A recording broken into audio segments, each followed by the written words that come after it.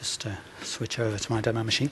Okay, so I'm going to start with just a couple of minutes of trip down memory lane. Okay, so how many of you were doing web stuff back in 1998?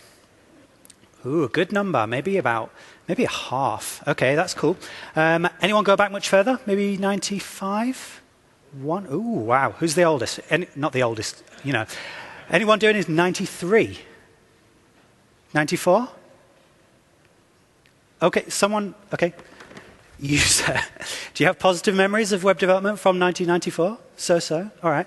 Okay. Well, so many of you youngsters don't recall how it was back then. So this is a quick 2-minute history lesson. All right. So this is how we're going to build something called a website because, you know, they're all the rage and you can make a lot of money out of this stuff. So, all right, first I have to log in, but I can't remember my password from 1998. So we just cancel that. That's fine. Security wasn't too hot back then. And now we want to build this web application, website thing. So we're going to need to start off by firing up our IDE. So where's the IDE? That I think is here, built into Windows. And write a little bit of HTML. So let's have hello world. All right. Now we're going to want to get some investors in our hot new startup, so we'll need some special effects. Let's have the marquee, okay, and construction, because everything was back then. All right, and just to show that we're really hot web developers, let's have a little bit of script in there as well. Let's say welcome to the visitors. All right then. Okay, now how do we get to run this? Well, pretty straightforward. Save the file onto the desktop. Okay, now I've got the idea for this company to be called google.com. So this is my prototype. And save that with an HTML extension. Okay, and then to run it, obviously, just double-click it and it runs in your browser. Yeah! So here is my script running, and you can see the special effects in the background there, and the investors are just leaping at us with money now. So that's all very well. It might seem a little silly to be doing that, and yeah, it's also primitive back then. Yeah, really basic stuff. But there's actually some really positive stuff about the developer experience there. It was actually quite fun, you know. I didn't have to install anything. I just opened up a text editor and wrote some text and saved it. And then when I want to run it, I don't have to compile. I don't have to deploy. I just open it in a browser, and it's super easy, and it's really nice. And so you're thinking, yeah. What on earth does that have to do with anything we're doing today? And well, in 2013, we've built a lot of sophisticated technologies that go a long way beyond this. But in some ways, they might make the development process a little slower. And you know, you have to do more stuff. You have to install more stuff. You have to compile more stuff and all that kind of thing. So, all right, that's enough for Windows 98. Let me just introduce myself. My name is Steve. I work for Microsoft, and I'm on this team that builds Windows Azure mobile services, which you're going to be hearing a lot about during this talk. And I'm a developer on that team, so you will see a lot more code than slides during this talk. But I will just start off with a few slides to set some context. So it's really nice to do web development just working with some static files with your HTML, CSS, and your JavaScript.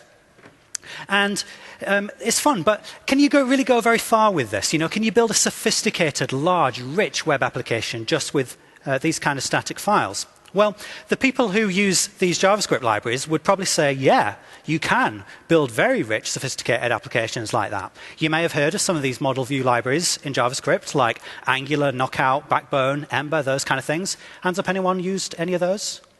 Yeah, so it's a good number. A lot of people are into this kind of thing. And in fact, there's a whole section of our industry now, front-end web development, that's primarily about this, building stuff with HTML, CSS, and JavaScript. And people love it.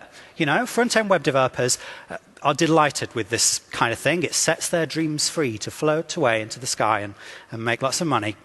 And that's marvelous. But it's not really enough, is it? So you can build all the MVVM stuff in the browser that you like, but you're still going to need a back end because somewhere along the way, you're going to have some way of storing data. You're going to have some way of sharing it between users. You're going to have the ability to log people in. You're going to need to write business logic on the server because you can't trust what the clients are doing all the time. And you might need to integrate with other servers like other back-end systems in your organization, and you can't do that directly from a browser. So you've got to have some kind of back-end somewhere along the line. How are you going to build your back-end? Well, of course, you can spin up a back-end with all your traditional web technologies, whether that's ASP.NET, Rails, Node, whatever it is that you like. And that's fine. But it takes a lot of time, and there's a lot of stuff that you potentially have to do.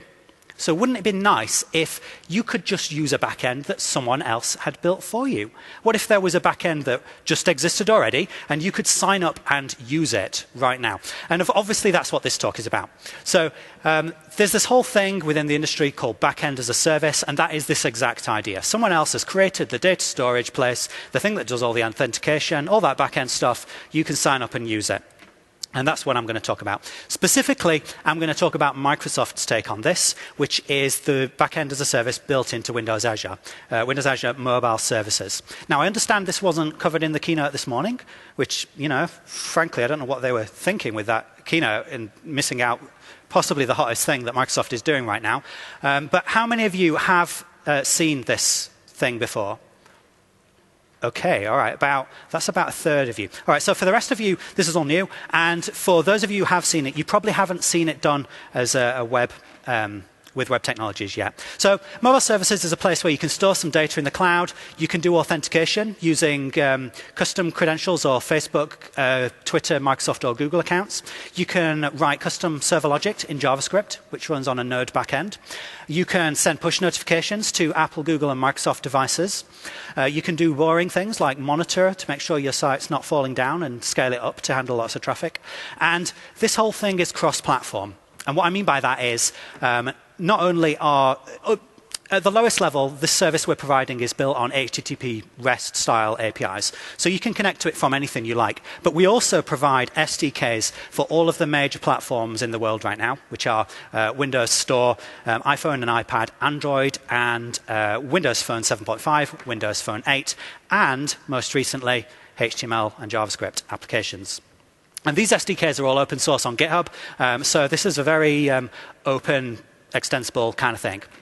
Now, let's have a go at actually using this from a web application. Because most of you who've seen this before will probably have seen it in the context of native applications, iOS, Android, Windows Phone. But I want to do this for a website. So let's jump over to this other demo machine here. And I'm in the Azure control panel, as you can see. And you can see that this is the Mobile Services tab down the left here. Now, since I work on this product, I've got lots of mobile services already that I use for various things. You can just ignore them, pretend they're not there, and we'll create a brand new one for this demo. So I'm going to create a new mobile service. And it needs me to give it a name. So let's call it TechEd Web. Okay, and it'll check the name's available, and it is, good. So I can connect it either to existing databases or new database. Now I've already got a database, so I'll just use that, and I'll give it my credentials for that database. And now it is creating in the background while we wait. And that'll take about 20 seconds. So while we wait, I'm going to show you a bit of the management interface for a different mobile service that I've already got. So let's jump into, let's say, Task Tracker here. And you can see that when we go into this, this is a cloud backend that you're ready to connect your app to. And the first thing it offers is this Getting Started guide to each of the platforms that we support, Windows Store, Windows Phone, iOS, and so on. And it gives you instructions for creating new apps or connecting existing ones in each case. And we'll follow some of these in just a few minutes. There is also a handy dashboard, so you can see what your app is doing. And you can also explore any data that's in your app. This one has none right now. And then you can do many other things like set up custom APIs and so on. And we'll get into that later on in this talk. Assuming that my laptop is not broken. OK, so the trackpad on my laptop and keyboard have just died. That's going to present some trouble for us, I would say, during this. OK, is it back? The trackpad is not back, but I can use a mouse. OK, right, we will carry on anyway, despite the weirdness of what my laptop is doing right now. Serves you right for using a Mac in a Microsoft presentation. OK, so while I've been waffling, the app that we created in the background has finished creating. And you can see that we can choose what platform we want to use. So let's say we want to create an HTML and JavaScript application, a brand new one, if you please. And I'm not going to focus on the to-do example throughout much of this talk, but I'm going to start with the to-do example just for the first few minutes to set a bit more context. So this three-step tutorial that's built into the management process, management portal, suggests that firstly you create a table to store to-do items, and secondly you can download a ready-made project that works with your backend that you've just created. So let's do that. I will download this now, and that will download as a zip file, and let's extract that. So extract all contents of there. And when we go into there, you can see that the files that we've got are HTML, JavaScript, and CSS. So it's your classic front-end technologies. But there's also this mysterious server folder. Now, what would we put in there? Well, the server folder is completely optional. If you have got your own way of setting up a web server, or you want to import these files into an existing project, you can do that and you can just delete the server folder.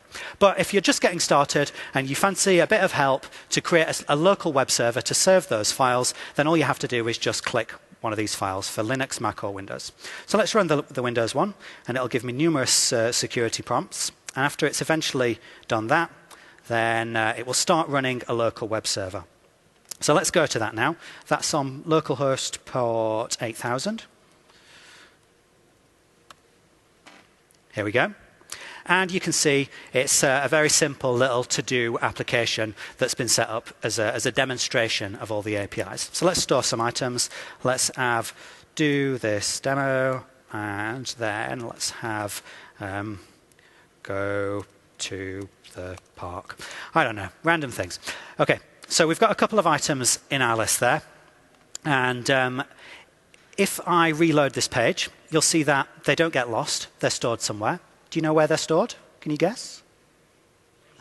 In Azure, yes. The clue is in the session title. So if you go into this data tab here, you'll see that the data that's been stored is in Azure, in the mobile service backend. There are both of the items there. So you can now start programming against that and let different users share that data and work together. And so I'm sure you're thinking, yeah, that's fine, but what does the code look like? Is it a nice API, and do I want to work with this? So let me show you what the API is like. Now, let's go back to this getting started thing and pretend this time that you're connecting an existing app. So the first step it suggests is add a script reference to this mobile services JavaScript client library. Now, I've already got that, so we can ignore it. And then the next thing is create an instance of a mobile service client, pointing that to the HTTP endpoint that it lives on, and this app identifier key thing at the bottom that you can largely ignore. All right, so I copy that. And I'm going to do this in the Chrome debug console, just so that we can sort of do it live. So let's just reorganize the window slightly, and I will paste in that code. OK, so if I run that now, then I've now got an instance of a mobile service client. Right, now I want to start reading some stuff out of the table that's in there. So let's go client.getTable, and let's get hold of the to-do item table. All right, and then we can read stuff out of there. Now, that thing returns a promise because it's asynchronous. And so we can say then, when you finish getting that data, call this callback function. OK, and what will I do with the data? Well, I'm just going to log it to the console.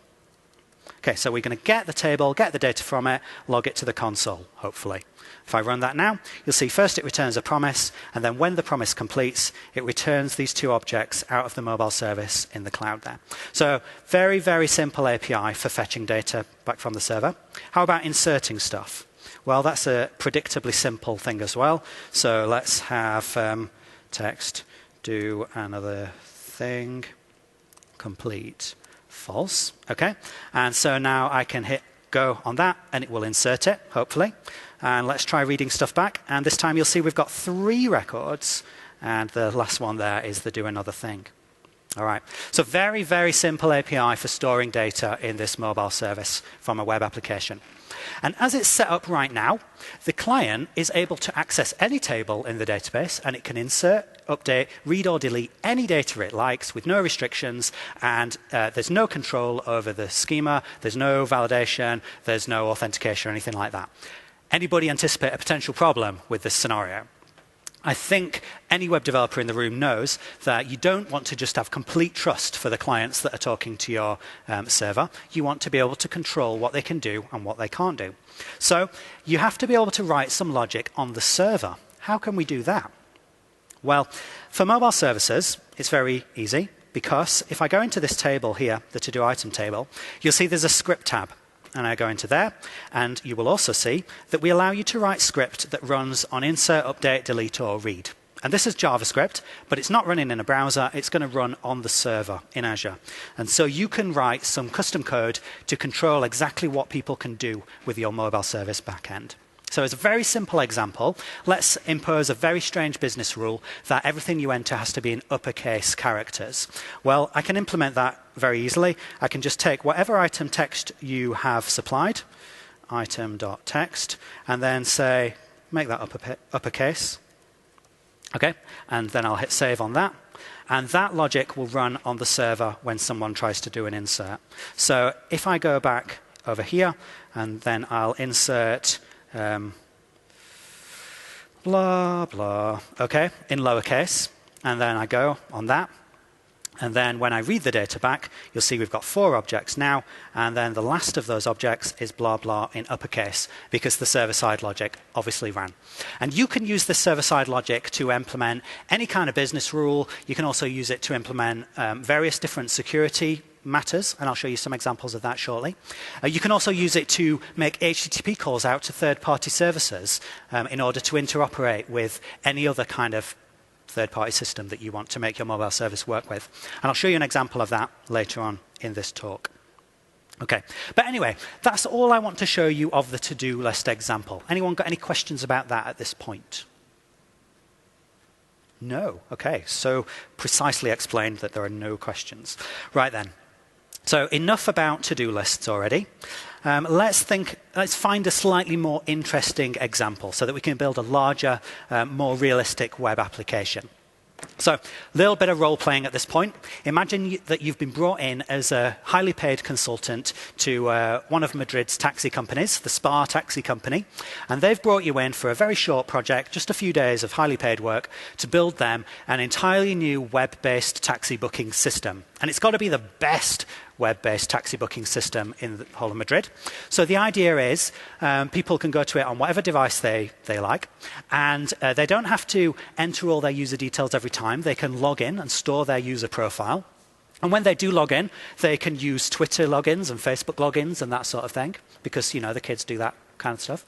And then they can place bookings, and there'll be a nice, rich graphical booking interface with maps and such like.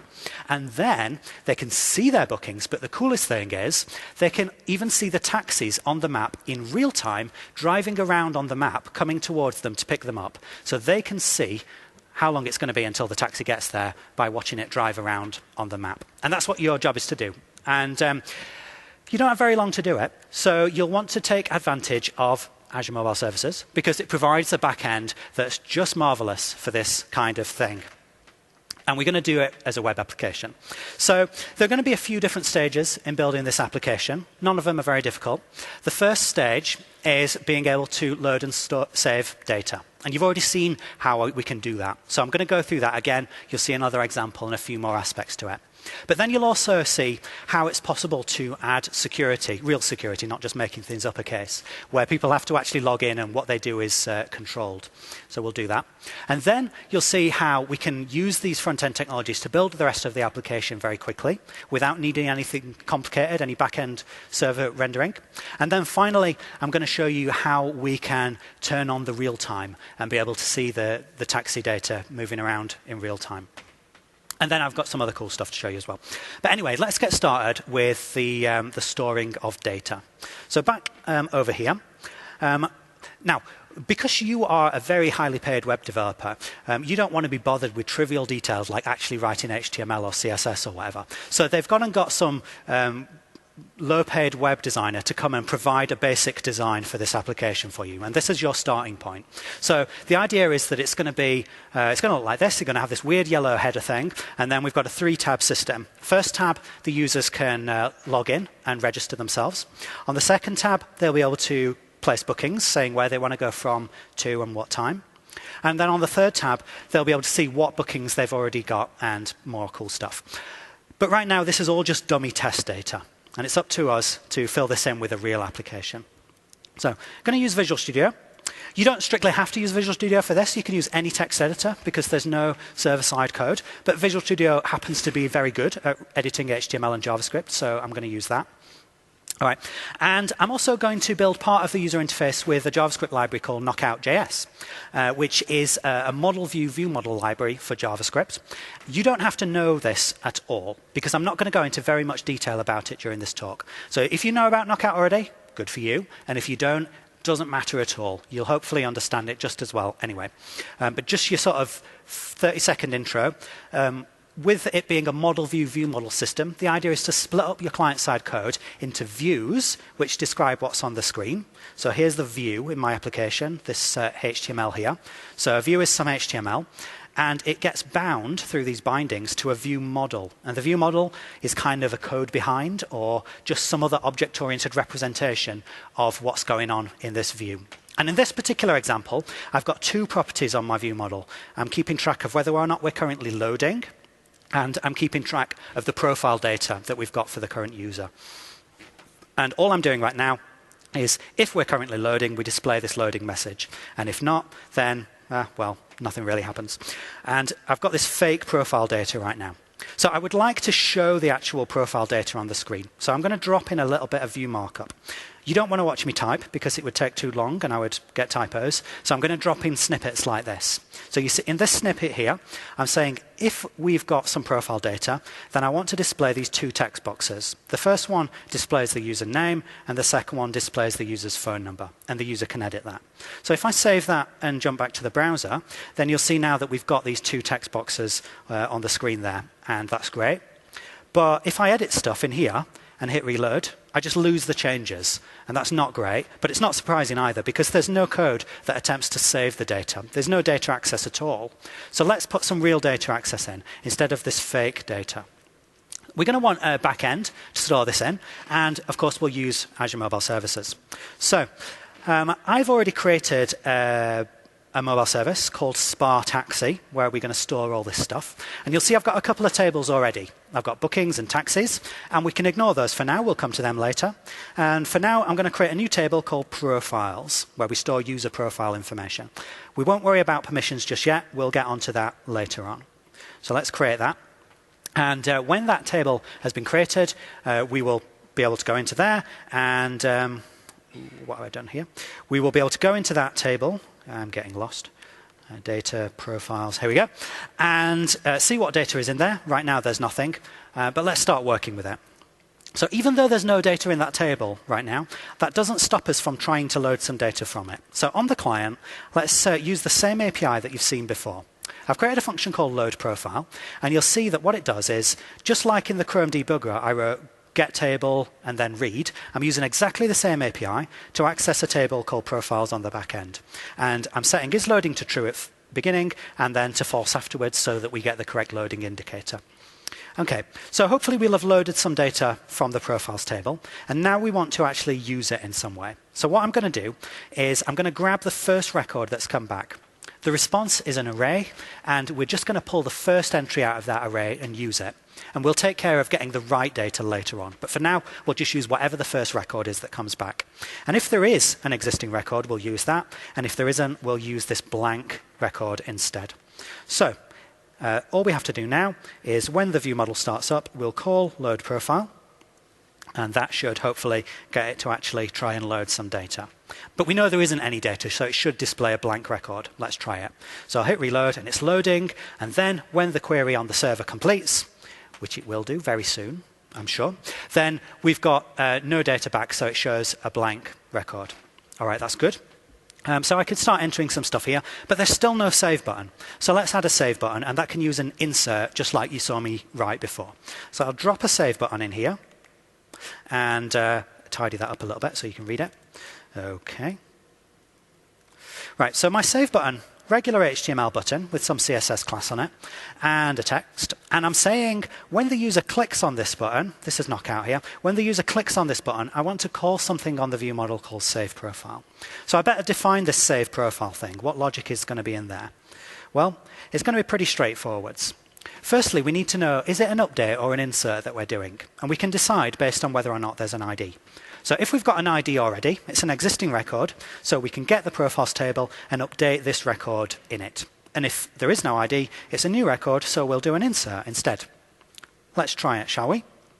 Come back over here, reload, and now let's sign myself up, put my real phone number in there, hit save profile.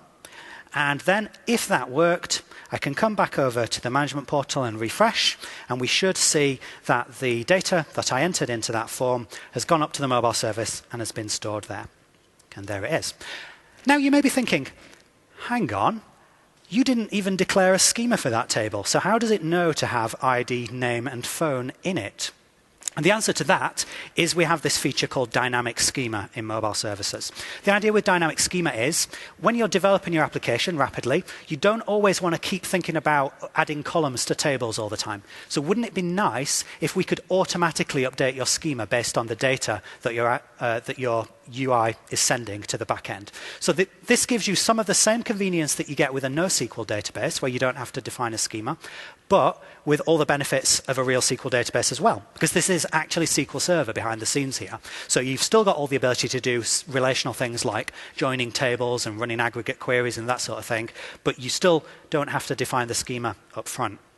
Now, little caveat to that is when you go to production, you should turn that off. And yeah, because otherwise people might just send you unexpected data and you'll start storing it. So we've got this massive blue button here on the Configure tab with the Enable Dynamic Schema feature, and you should turn that off when you go to production. But anyway, I'm leaving it on for this talk because it's very convenient. And let's just check one last thing. If I reload, hopefully it will fetch the data back from the server, and it does. And if I edit it, Stephen, some other phone number, if I hit save, it should know not to do an insert because it's already got an ID. It should know just to do an update. So let's reload and check that it did do the update. Okay, that's good. Right then. So we're doing pretty well, I would say, for the first 10 minutes of our development task. We've been able to store data in this cloud backend. Now, where are we going to go from here? So we've done basic data storage, but right now, our application is not really good enough because everybody who goes to this website is going to have the same profile record. There's effectively one giant global profile that everyone in the world shares, and that is not really what our customer wants in this particular case. They want to have different profile records for everybody who goes to the site. And that introduces a little bit of a security concern because you don't want people to see or change each other's profile records. So you're going to need to have some way of logging people in and then writing authentication and authorization logic. So how about doing some of that? Now, how are we going to do the login and authentication? Well, the first thing I want to do is I want to actually enforce the rule that you have to be logged in order to be able to edit a profile. Because right now, it doesn't matter whether you're logged in or not. Now, I could write some custom script to force people to log in, but there's an even easier way, which is to go to this Permissions tab here. And you'll see on the Permissions tab, I can control for each of these operations that people have to be authenticated. And that means that they have to be logged in. The other permissions options are there's everyone and everyone with the application key. These are basically the same because anybody can find out what your application key is, so there's no point really in differentiating those.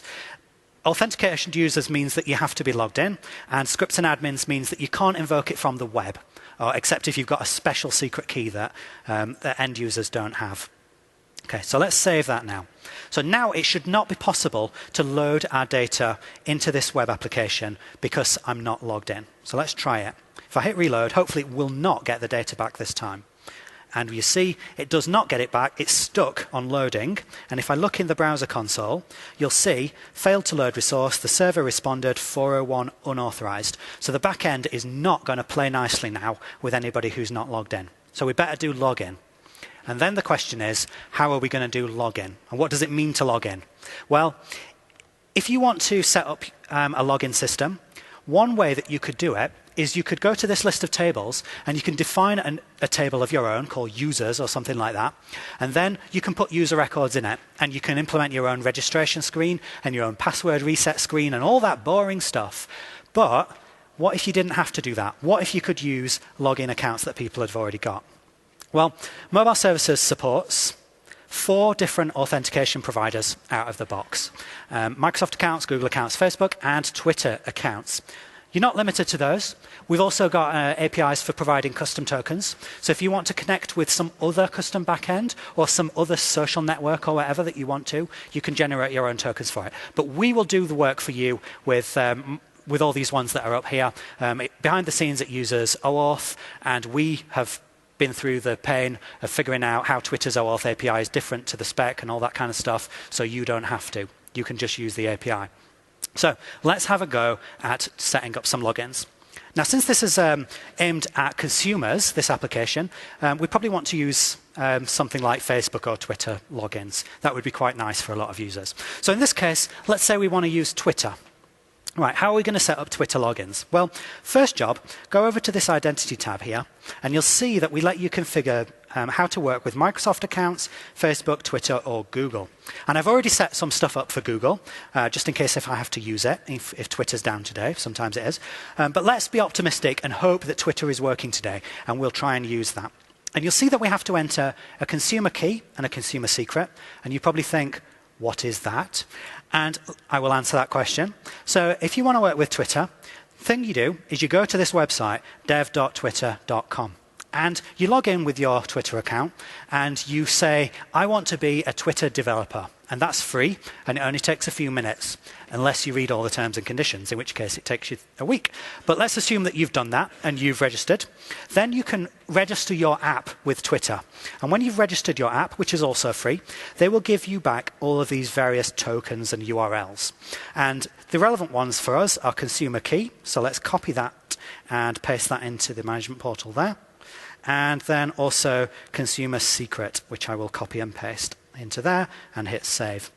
And what these are used for is the OAuth protocol that runs between your mobile service and the Twitter servers. And because Twitter can see that you've got these keys, they will allow you to know who is logged in to Twitter. Okay, so that's good. That's a good start. But in our user interface, there's still no Twitter login screen. In fact, there's no login button at all. So how about we better add that? Let's start by putting a login button on the screen. Okay, so I'm going to drop a login button. Where shall I put that? I'll put that down here. Okay, that's not the login button. This is the login button. Okay, so it's a regular HTML button, and when you click it, it's going to call a function called login, which we haven't defined yet. But we don't want to display it if they're already logged in, and we don't want to display it if we're currently in the process of loading the profile. So we're only going to display it if this expression is false. Okay, and then when the user clicks this button, it will call login, and so we better define what login is. Login is very, very simple. If you want to display a Twitter, Google, Facebook, or Microsoft login prompt, it's a one-liner, because this login function is built into the Mobile Services SDK. You just say who you want to log in with, and we will do the rest. And then there's a callback that runs after the user has logged in successfully. So in this case, after the user has logged in, we'll load their profile record.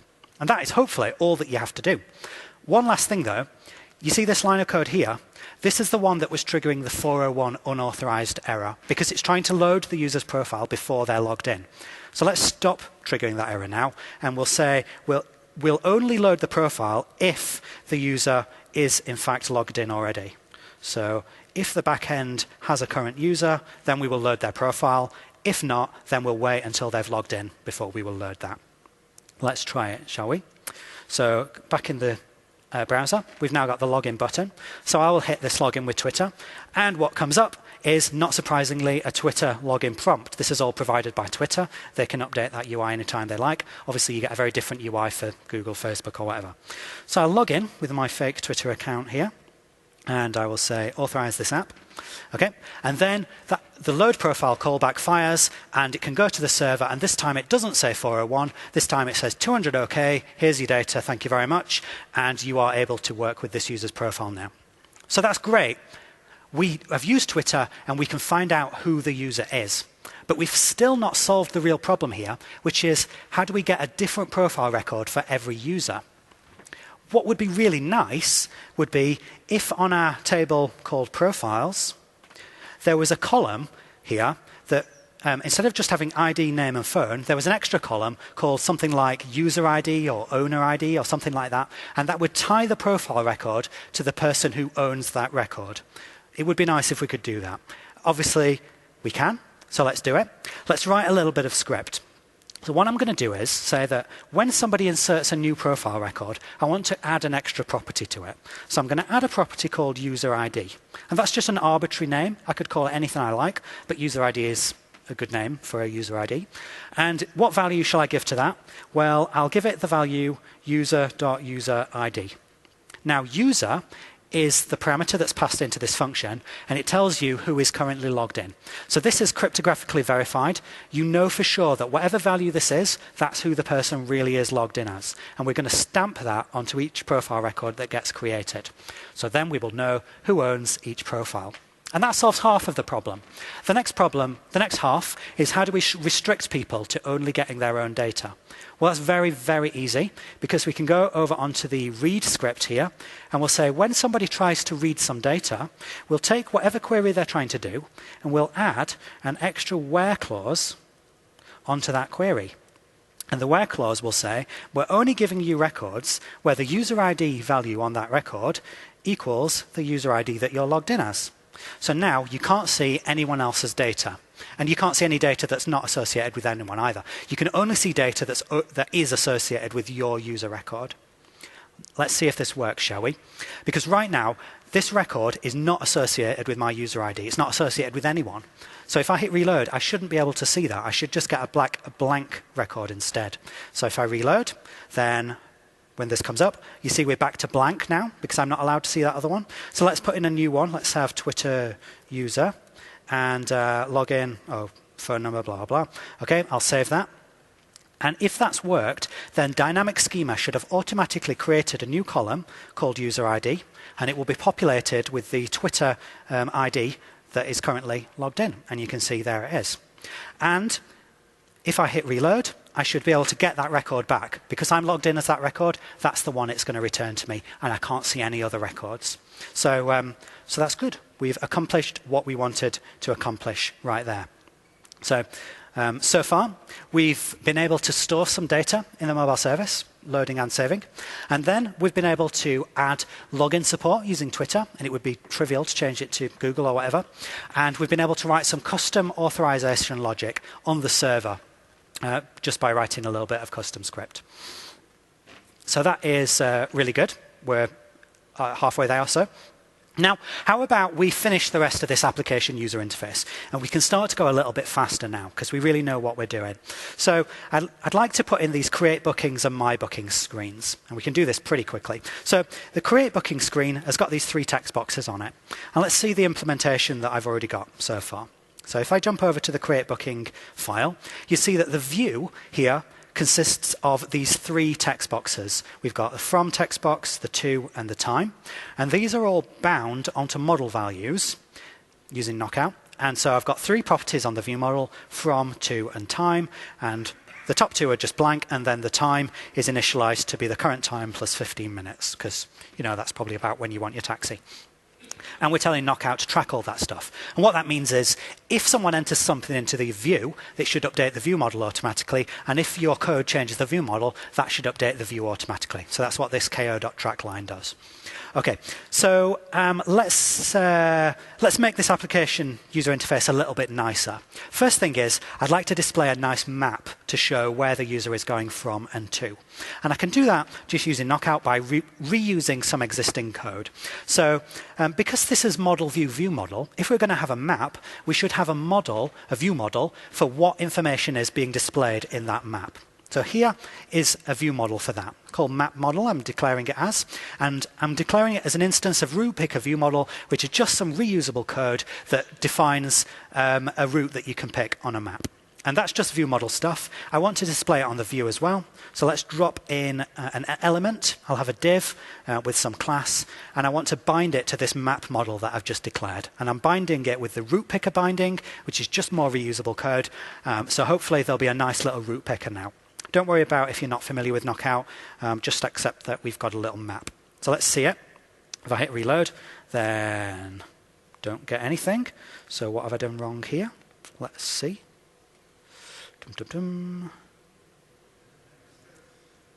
Sorry, what was that? I can't hear you. Sorry. Anyway, I've got a X is not defined. What's that?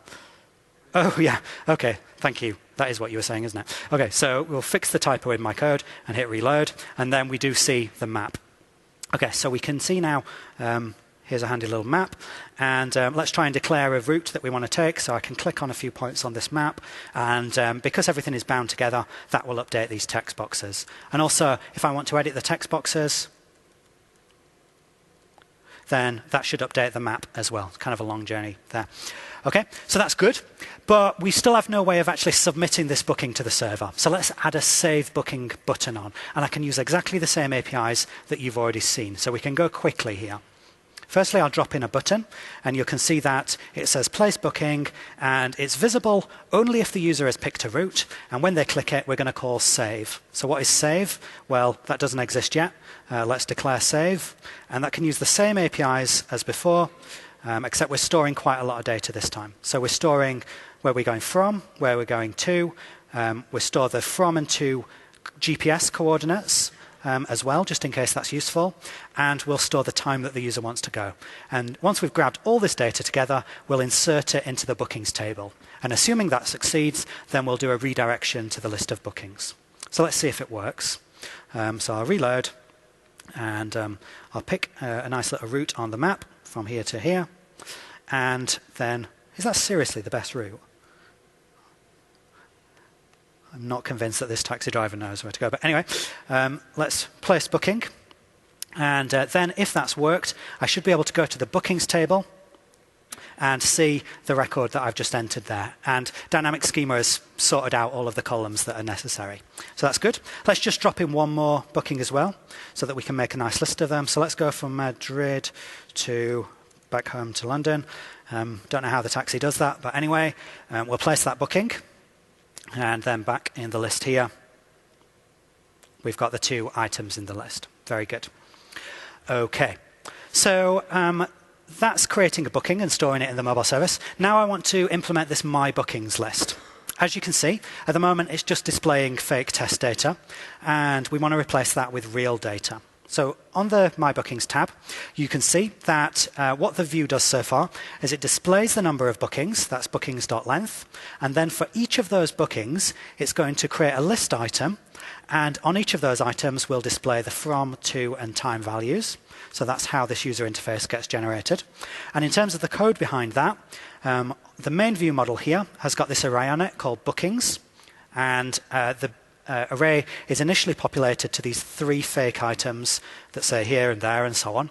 And each entry in this list is a booking view model. So we've got multiple levels of nested view models here. And the booking view model declares all of the properties that a single booking would have, ID, from, to, and time. OK, very good. But we don't really want to show this fake data. We actually want to load real data from the server. So I can use the same APIs for like the 4th time now to fetch data from my mobile service. So backend, get this table bookings. We can order the data in a certain way. Then we'll read the data. And then when we've got this data back, we want to do something with it. And what do we want to do? Well, we want to populate the bookings array with that data. So let's drop in a bit more code here to populate self.bookings. And what I'm doing is I don't just want raw data. I want an array of booking view model instances. So I'm using this utility function called map that iterates over the array that's come back from the server. And for each entry in that array, it constructs a booking view model with that data. And then it's going to assign the resulting array to self.bookings. So hopefully the real data will now show up on the screen. So go back and hit reload, and it will go to the server, and it will load these 2 records that have come back. OK, that's good. Let's finish this, finally, now, by actually displaying some nice little maps that show the start and end points for these routes. So once again, I can reuse some code to do with maps. And I want to add a little bit of extra model data to the booking view model to declare which points I want to plot on a map. And here is what I want to do. I'm going to create an array of markers that we want to populate, and they'll have some text. And the first one will display the from position, and the second one will display the to position. And when I've got that data, I can bind it all onto a map on the screen using a reusable binding called map. And that will take this list of markers and use them. And I'm going to do a bit of animation in a minute, so I'm also declaring a slide duration. But we won't need to worry about that just now. But hopefully just those few lines of code will result in getting some nice maps. So you can see this first booking starts in Madrid, goes to London. The second booking follows that little route there. And we're doing pretty well with our application. I think our employers would be kind of impressed with our first day's work or so there. So we've been able to store data, we can load it back, we can do logins, we can do authorization, and we've finished off most of the parts of the user interface. But here's where it gets more interesting. We want to make this real time. We want to be able to see where the taxis are in real time and plot them moving around on those maps. Now, if this was a native application for Windows Phone, iOS, Android, you would probably want to use the push notifications feature that those devices have, which is also built into mobile services. But it's not. It's a web application. So what's the closest equivalent to push notifications? Any suggestions? Signal R is very close to, no, it is very close to native push notifications. And what does Signal R use behind the scenes? WebSockets, yes. Now, on the server here, I don't have an ASP.NET application. So I can't use Signal R, sadly. But I do have an Azure Mobile Service, and behind the scenes, an Azure Mobile Service is a Node.js application. Now, Node.js allows me to make HTTP requests to arbitrary third-party services. So even though there's no built-in sockets feature in Azure Mobile Services, I can use a third-party service that provides that feature for me. So here's one. There are a few of these on the market right now. Here's one called Pusher.com. This company is not Microsoft, it's some third-party company, and they provide what you might think of as WebSockets as a service. So you sign up to their service, and they will set up a WebSocket endpoint for you, and then they give you some APIs that you can call to connect people to it and to send messages and so on. And that's what I'm going to use, just to demonstrate that mobile services can connect to arbitrary third-party services. OK. But before we get to that, we have to think a little bit about the business problem here. The business problem is, how do we display taxi positions in real time? Therefore, how do we know what the taxi positions are? Therefore, how do we even know who the taxis are? How do we know what taxis work for our company? Well, to model that, I've created a table called taxis. And in there, you can see that there are 4 taxis who currently work for my company: Axel, BD Joe, Gina, and Gus. Anyone know why they're called that? Family members. No. It's one of my favorite arcade games, the classic Sega arcade game, Crazy Taxi. That's the characters in it. Anyway, those are the taxi drivers in the company, and we need to know where they are. So how are we going to do that? Well, probably the most cost-efficient way to do that would be to give each of these drivers a smartphone application that runs on their phone and uses the GPS on the device to report the position on a regular interval to the mobile service. And in fact, that's exactly what I've done. So I've created this Windows Phone 8 application here, which knows how to send its GPS location just with a single HTTP post request to a mobile server. Now, I've built it with Windows Phone 8, but I could equally have done it for Android or iOS just as well, because we've got SDKs for those platforms as well. But I'm in Windows right now, so Windows Phone is quite convenient. Okay, but before we can use that, before it can call the server, there has to be something on the server that it can call. There needs to be some endpoint that we can make HTTP requests to. Now, that endpoint is not necessarily going to be a table. So we don't necessarily want to use a table script to implement this. But that's OK, because there's this other tab, API. And the API tab allows you to implement arbitrary endpoints that can be called with HTTP requests and write some custom logic that runs when they're called. So let's create one now. I'm going to create a custom API, and I'm going to call it Notify Taxi position. And the mobile and the Windows Phone apps are going to make requests to this endpoint. And I won't worry about permissions just yet. Now, you can see that you can configure permissions for all of the different HTTP methods that somebody might invoke on there. And you can also, of course, implement permissions logic using custom script. So if I go into there, you'll see that I can write some arbitrary script in there. And like I said, it's running inside Node.js, so you can write any Node code you like, and it should work OK in there. So before we actually do this for real, let's just log any requests that come in, just so that we can check that the requests are really working. So I'm just going to drop in a little bit of logging code that I've already prepared, just a tiny bit. So I'm saying when there's a request, I want to log that taxi with some ID is at some position that it claims to be at. So let's hit save on that. And you're probably thinking, console log? What do you mean? Where's the console? And I will show you where the console is in a minute, and we will see the log requests coming in.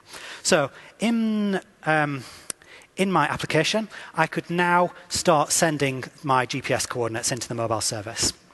But first, we should decide which taxi is this? Is it BD Joe? Is it Gus? Is it Gina? Well, in a real taxi company, you need to be able to set up associations between bookings and taxis. So when someone places a booking, then presumably some boring person in an office somewhere presses a button to assign a booking to a particular taxi driver, and then that driver knows to go and pick up that person. So that's exactly what I'm doing in this case. I've created a little administrative interface, as you can see here, and it uses exactly the same data access techniques that you've already seen to get a list of the bookings, and then we can assign them to taxis. You can see that the design consultant who I have to build that has done a fine job. But before I actually do this, let's create a new booking that's more local to where we are so we can see it at first hand. So let's go from IFEMA Madrid to Barajas. Is that how you say it? I don't really know. No, to the airport. Let's say Madrid Airport. There we go. That's what I want to go. And we'll place that booking right now. Okay, so then someone in office can see that this booking has just come in and can assign it to a driver. So let's assign that to BD Joe here. He's my favorite driver. And then if I go into the list of bookings, assuming that my code has actually worked correctly, it should have added a new column called taxi ID, and you can see that that booking has been associated with this driver. So that's marvelous. Now, in my app, presumably, if this was real, I would make the driver log in with an actual password. But because, it's a demo, I'm just going to let the driver choose their identity from a list. So I'll choose BD Joe. And now BD Joe will start reporting his GPS coordinates regularly to the back end. And that's going to invoke this notify taxi positioned API, which is going to log messages to the console. So if everything is working together, I should be able to go to the logs tab here. That's what the console is. And I should be able to see that at 3:07 p.m., that's London time, not Spain time, we received this message from Taxi2 saying that it's at this location. And we're going to keep on getting these messages every few seconds. And all these older messages, that's when I was testing this earlier. Okay, so we know where the driver is now, and we can write some arbitrary script to do something with that information. Now, what do we want to do? Well, we want to somehow get it down to the browser through a WebSocket connection. Now, I've already signed up with Pusher.com, and they've given me a WebSocket endpoint that I can use.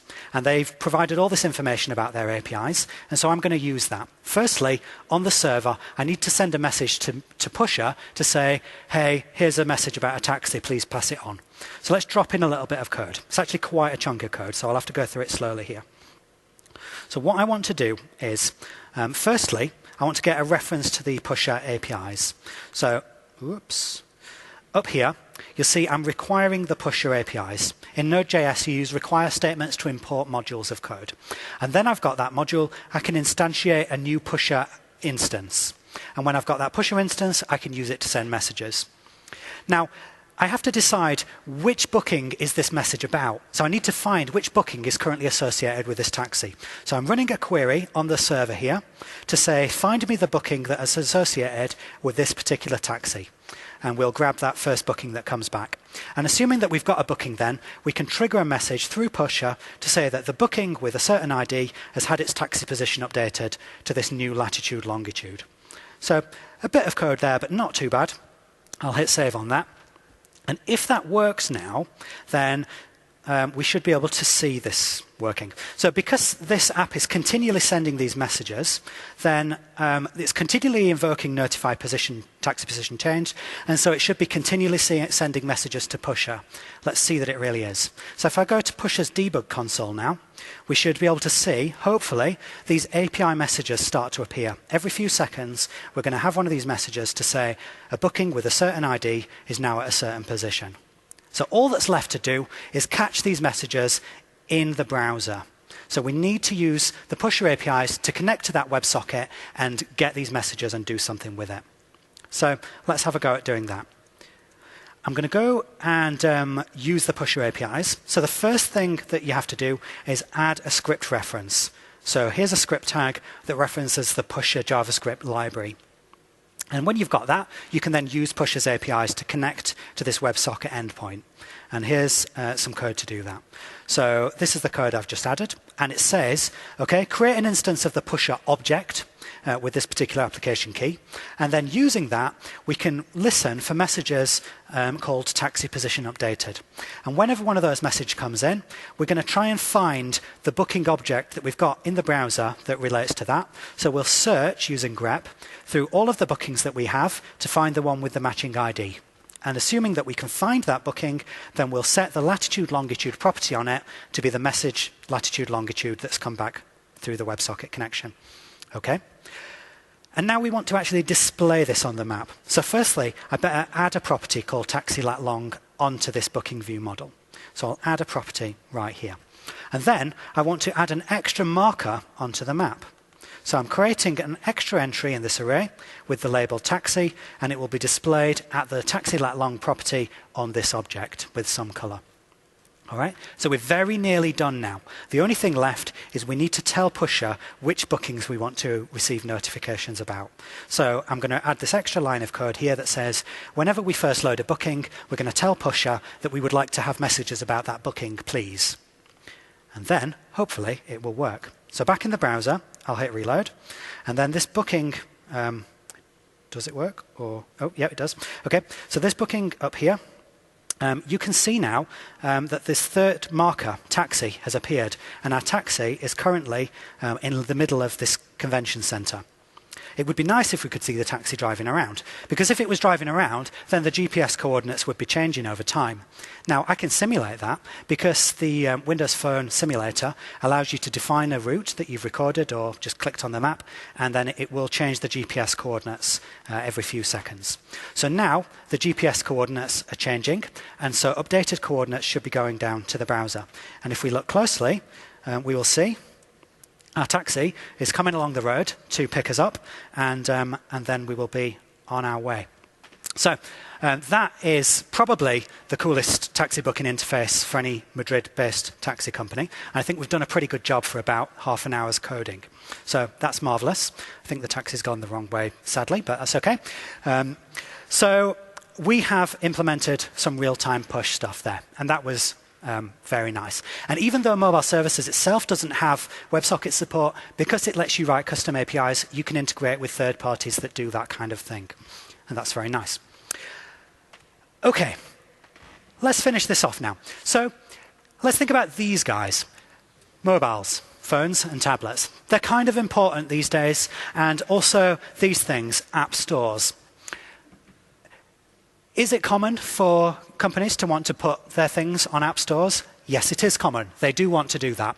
But it's typically thought of as being quite hard to do that and needing specialist developers. And as a web developer, you might think, no, I'm not interested in that because I don't want to learn Objective-C or Java or anything like that. I don't want to be bothered with that stuff. Leave me alone.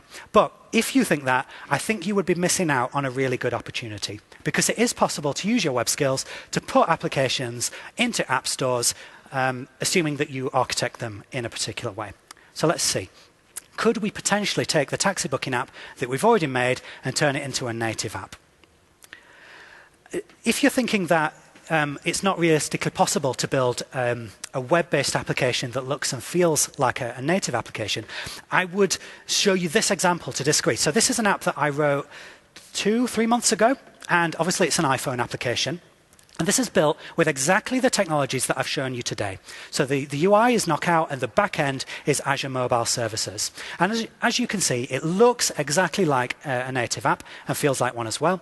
It's got all the right kind of transitions and animations and stuff, and that's just CSS. No magic frameworks, just a bit of CSS animation. Not that hard, to be completely honest. And I packaged it up using PhoneGap, which I'm sure many of you have heard of, but probably not very many of you have actually used. So with PhoneGap, you can take your HTML and JavaScript application, you can run it on the device. You can use mostly HTML controls, or you can use native controls. This map here that you just saw, that was the native iOS control. And you can do other things that interoperate with the native device, like working with the user's photo library, like my application does here. And then you can store all your data in mobile services on the back end. So that's an example. You don't necessarily have to go to such lengths to try and make it look native. Maybe you just want to use your company's own style to build an application. But you want to do it with HTML and JavaScript. So how about we try and take the taxi app and make it work inside a mobile device? Now, just to make things interesting, I'm going to do this on a Mac, and I'm going to try and build an iPad application. Now, of course, you could do this as an Android application or a Windows Phone or whatever, but there's some Microsoft confidence, so let's do an iPad application. So I've got PhoneGap installed already here, and by installed I mean I unzipped it. That's how you install PhoneGap. And then when you want to build an iOS application, you go into this folder lib iOS bin. Obviously you have to read the documentation to know that you're supposed to do that. And then you run a tool called create. And what create does is it's basically file new project. It's scaffolding a new application for you. And it wants me to give it these 3 parameters. So firstly, it wants a path where I should store this. I'll store it on the desktop here, and I'll call it Spa Taxi iOS. Okay, it wants a package name. A package name is one of these silly reverse domain things, Spa Taxi. Doesn't matter what that is, just give it some name of your own. And then finally, it wants a project name, so let's call it Spa Taxi iOS. Okay, so that has now run. That's effectively file new project, and what it's done is it's created this folder that you might have just seen appear on the desktop. And if I go in there, you can see here's my new project. Now that's an Xcode project, so let's open it with Xcode. And when that pops up, I'll be able to run it in the iPad simulator. I'll show you the code in a second, but let's just get this thing running. So I'm going to compile that, and then I'll launch it in the simulator.